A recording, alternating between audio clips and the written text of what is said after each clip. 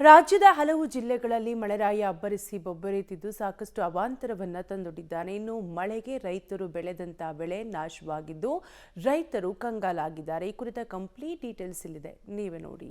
ಅತಿವೃಷ್ಟಿಯಿಂದ ಕಂಗಾಲಾಗಿದ್ದ ರೈತರಿಗೆ ಶಾಕ್. ಅತಿವೃಷ್ಟಿಗೆ ಮೊದಲೇ ಪರಿಹಾರ ಘೋಷಣೆಗೆ ಆಗ್ರಹ. ಪ್ರತಿ ವರ್ಷ ಈ ಸಮಯದಲ್ಲಿ 10 ರಿಂದ 12 ಸಾವಿರಕ್ಕೆ ತಮ್ಮ ಬೆಳೆಗಳನ್ನು ಮಾರಾಟ ಮಾಡುತ್ತಿದ್ದ ರೈತರಿಗೆ ಈ ಬಾರಿ ಸುರಿದ ರಣ ಮಳೆಯಿಂದಾಗಿ ಬೆಳೆದ ಬೆಳೆಗೆ ಬೆಲೆ ಸಿಗದೆ ರೈತ ಕಂಗಾಲಾಗಿದ್ದಾನೆ. ಈ ಬಾರಿ ಅತಿ ಹೆಚ್ಚು ಮಳೆಯಾಗಿ ಬಹುತೇಕ ಬೆಳೆಗಳು ನೀರು ಪಾಲಾಗಿದ್ದು ಅಳಿದು ಉಳಿದ ಬೆಳೆಗಳನ್ನು ಮಾರುಕಟ್ಟೆಯಲ್ಲಿ ಮಾರಾಟವಾಗದೆ ರಸ್ತೆಯಲ್ಲೇ ಬಿದ್ದಿವೆ. ಈ ಬಾರಿ ಬೀದರ್ನಲ್ಲಿ ಸುರಿದ ಭಾರೀ ಮಳೆಯಿಂದ ಹೆಸರು, ಉದ್ದು, ಸೋಯಾ, ತೊಗರಿ ಸೇರಿದಂತೆ ವಿವಿಧ ಬೆಳೆಗಳು ಸಂಪೂರ್ಣವಾಗಿ ಕೊಳೆತು ನಾಶವಾಗಿದೆ. ಅಳಿದುಳಿದ ವಿವಿಧ ಬೆಳೆಗಳನ್ನ ಮಾರಿಯಾದ್ರೂ ಈ ವರ್ಷ ಹೇಗೋ ಜೀವನ ಮಾಡೋಣ ಎಂದು ಮಾರುಕಟ್ಟೆಗೆ ತಂದಿರುವ ರೈತರು ಕಣ್ಣೀರು ಹಾಕುವ ಪರಿಸ್ಥಿತಿ ನಿರ್ಮಾಣವಾಗಿದೆ. ಔರಾದ್, ಭಾಲ್ಕಿ, ಬೀದರ್ ತಾಲೂಕು, ಬಸವ ಕಲ್ಯಾಣ, ಹುಮ್ನಾಬಾದ್ ಸೇರಿದಂತೆ ಜಿಲ್ಲೆಯಾದ್ಯಂತ ಬೀದರ್ ನಗರದ ಗಾಂಧಿಗಂಜ್ಗೆ ಬೆಳೆಗಳನ್ನು ತಂದು ಮಾರಾಟ ಮಾಡಲು ಮುಂದಾಗಿದ್ದಾರೆ. ಆದರೆ ಈ ಕೊಳೆತು ಹೋಗಿರುವ ಅಳಿದುಳಿದ ಬೆಳೆಗಳನ್ನು ಯಾರೂ ಸಹ ಬಿಡಿಗಾಸಿಗೂ ಕೊಂಡುಕೊಳ್ಳುತ್ತಿಲ್ಲ. ಪ್ರತಿ ವರ್ಷ ಬೆಳೆದ ಉದ್ದು, ಹೆಸರು, ಸೋಯಾ, ತೊಗರಿ ಪ್ರತಿ ಕ್ವಿಂಟಾಲ್ಗೆ 10 ರಿಂದ 12 ಸಾವಿರಕ್ಕೆ ಮಾರಾಟವಾಗುತ್ತಿತ್ತು. ಆದರೆ ಈ ಬಾರಿ ಅತಿವೃಷ್ಟಿಯಾಗಿ ನೀರಿನಲ್ಲಿ ಬೆಳೆಗಳು ಕೊಳೆತು ಹೋಗಿದ್ದು ಹೀಗಾಗಿ ಮಾರುಕಟ್ಟೆಯಲ್ಲಿ 2 ಸಾವಿರಕ್ಕೆ ಮಾರಿದ್ರೆ ಅದೇ ದಾಖಲೆಯಾಗುತ್ತಿದೆ. ನೋಡಬಹುದು ಸರ್, ಇವತ್ತು ನೀವು ಎಷ್ಟು ಲಾಗೋಡಿ ಹೊಂಟದಂದ್ರೆ ಪ್ರತಿ ಎಕರೆಗೆ ಏನಿಲ್ಲ ಅಂದ್ರೆ 50,000 ಲಾಗೋಡಿ ಬರ್ತದೆ ಸರ್. 50,000 ಲಾಗೋಡಿ ಹಾಕಿದಾಗ ಇವತ್ತು 1 ಎಕರೆ ಹೆಸರು ಒಳಗಡೆ ಹೊರಗೆ ತೆಗಿಬೇಕಂದ್ರೆ 10,000 ರೂಪಾಯಿ ಕೇಳ್ತಾರೆ ಸರ್. ಅದ್ರಾಗ ಆಗೋದು ಎಷ್ಟು 1 ಇಲ್ಲ 2 ಕ್ವಿಂಟಲ್ ಆಗ್ತದೆ ರೀ. ಅದ್ರ ರೈತರು ಕ್ಯಾಲ್ಕುಲೇಷನ್ ಹಾಕಲ್ರಿ ಸರ್. ರೈತರಿಗೆ ಕ್ಯಾಲ್ಕುಲೇಷನ್ ಹಾಕಿದ್ರೆ ಅಂದ್ರೆ ಸರ್ ಇವತ್ತು ಫಾಸಿ ಹಾಕೊಂಡು ಸಾಯುವಂಥ ಪರಿಸ್ಥಿತಿ ಬಂದು ಸರ್ ಇವತ್ತು. ಅಂದ್ರೆ ಇವತ್ತು ಕೇಳ್ರಿ, ಒಂದು ನಾಯಿ ಪರಿಸ್ಥಿತಿ ಆಗ್ಬಿಟ್ಟು ಸರ್ ರೈತರದು. ಒಂದು ಎಲ್ಲದಕ್ಕೆ ಬೆಲೆ ಅದ ಸರ್ ಇವತ್ತು ಇಡೀ ದೇಶದಾಗ. ಅದ್ರ ರೈತರು ಬೆಳೆದಂಥ ಬೆಳೆಗೆ ಬೆಲೆ ಇಲ್ಲ ಸರ್.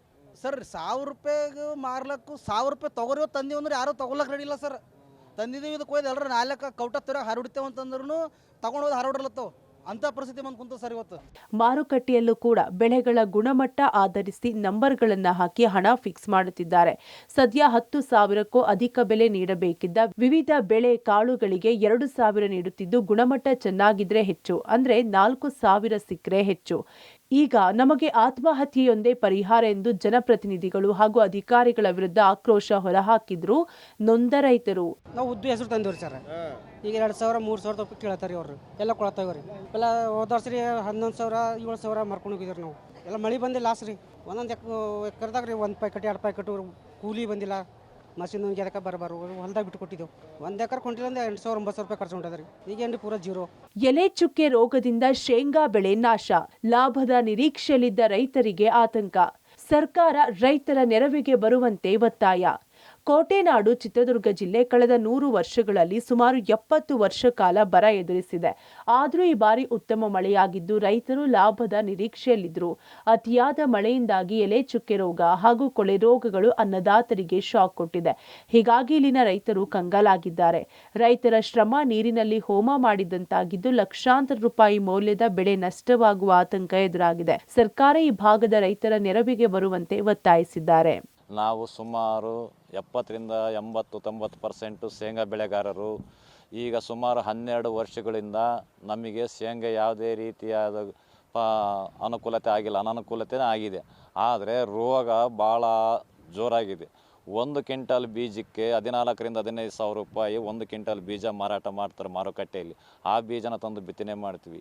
ಆ ಬಿತ್ತನೆ ಮಾಡಿದಾಗ ಅದರ ಖರ್ಚು ವೆಚ್ಚನೂ ತಗೊಂತಿಲ್ಲ. ಒಂದು ಕೂಲಿ ಆಳಿಗೆ 200 ರಿಂದ 300 400ವರೆಗೂ ಕೂಲಿ ಆಳು ಕಳೆ ಕಾಸಿಗೆ ಇಷ್ಟೆಲ್ಲ ಮಾಡಿ ಕೊನೆ ಹಂತ ಬೆಳೆಯ ಮೂಮೆಂಟ್ ಮುಗಿಯಂತ ಬಂದಾಗ ಬುಡುಸು ರೋಗ ಮತ್ತು ಕೊಳೆ ರೋಗ, ಮಚ್ಚೆ ರೋಗ, ಈ ರೋಗಗಳಿಗೆಲ್ಲ ಅಡಿಕ್ಟಾಗಿ ಆ ಶೇಂಗಾ ಬೆಳೆನೇ ನಮ್ಮ ರೈತರಿಗೆ ಸಿಗದಂಥ ಕಾರಣವಾಗಿದೆ. ಹೀಗಾಗಿ ಯಾವುದೇ ಸರ್ಕಾರ ನಮಗೆ ಇವತ್ತಿನವರೆಗೂ ಶೇಂಗಾ ಬೆಳೆಗೆ ಪರಿಹಾರ ಕೊಟ್ಟಿದ್ದನ್ನದೇ ಸಾಕ್ಷಿ ಇಲ್ಲ. ಒಟ್ಟಾರೆ ಅತಿವೃಷ್ಟಿಯಾದ್ರೂ ಅಳಿದುಳಿದ ಬೆಳೆಗಳನ್ನ ಮಾರಾಟ ಮಾಡಿಯಾದ್ರೂ ಜೀವನ ಕಟ್ಟಿಕೊಳ್ಳೋಣ ಎನ್ನುವ ಜಿಲ್ಲೆಯ ಅನ್ನದಾತರಿಗೆ ಮಾರುಕಟ್ಟೆಯಲ್ಲಿ ಬೆಲೆ ಶಾಕ್ ಎದುರಾಗಿದ್ದು, ಇತ್ತ ಕೋಟೆನಾಡು ಚಿತ್ರದುರ್ಗ ಜಿಲ್ಲೆಯ ರೈತರು ಕೂಡ ಶೇಂಗಾ ಬೆಳೆಗೆ ಎದುರಾದ ರೋಗಗಳಿಂದ ಕಂಗಾಲಾಗಿದ್ದಾರೆ. ಹೀಗಾಗಿ ಮತ್ತೆ ಸಾಲದ ಸುಳಿಗೆ ಸಿಲುಕುವ ಆತಂಕದಲ್ಲಿದ್ದಾರೆ. ಇನ್ನಾದರೂ ಸರ್ಕಾರ ಇವರತ್ತ ಗಮನ ಹರಿಸಿ ಸೂಕ್ತ ಪರಿಹಾರ ಒದಗಿಸಬೇಕಿದೆ. ಬೀದರ್ನಿಂದ ಮಲ್ಲಿಕಾರ್ಜುನ್ ಕುಪ್ಪಿಗುಡ್ಡ ಜೊತೆ ಚಿತ್ರದುರ್ಗದಿಂದ ಎಸ್ ಸಿದ್ದರಾಜು, ಪಬ್ಲಿಕ್ ಟಿವಿ.